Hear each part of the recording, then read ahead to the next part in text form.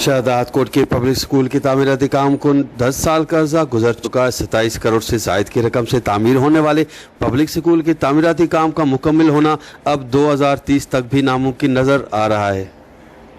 पहले तो तव्हांखे शाबाश आहे जो तव्हां हेॾे वॾे इशू खे खयो आहे ऐं इन हवाले खां मां इहो चवंदुसि त सभ खां पहिरियां हितां जा जेके चूंडियल नुमाइंदा आहिनि उन्हनि जी बेअसी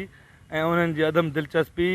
ऐं उन्हनि जी हिन शहर जे माण्हुनि लाइ जेका आहे न बेध्यानी इहो ई सबबु आहे जंहिंजे करे पब्लिक स्कूल जेको आहे सो 10 सालनि में जेको आहे मुकमल न थी सघियो आहे। इन ते असां अफ़सोस ई करे सघूं था ऐं इहो ज़रूरु चवंदासीं त उते जेके ठेकेदारी जो कमु आहे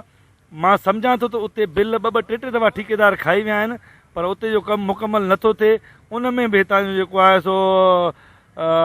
चूंडियल नुमाइंदा ऐं जेको मुलविस इदारा आहिनि उन्हनि जा ऑफिसर्स मुलविस आहिनि। इन जे करे मां आला अख़्तरनि खां इहा घुर कयां थो त पब्लिक स्कूल वारे मामले जी जेको आहे सो जांच करायो पर शफ़ाफ़ जांच थियणु खपे ऐं हिन खे फौरी तौर ते रनिंग में आंदो वञे त जीअं हितां जे माण्हुनि खे सहूलियत मिली सघे तालीम जी।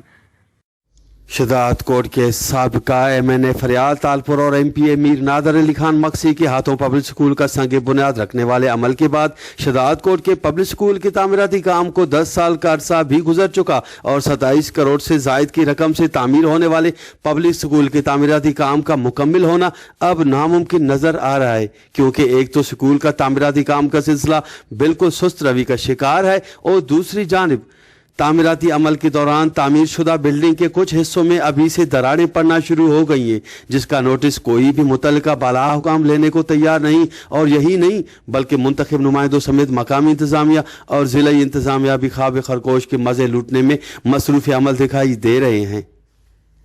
कैमरा टीम के साथ गुलाम अली ब्रावई, वस्ट TV शहदाद कोट।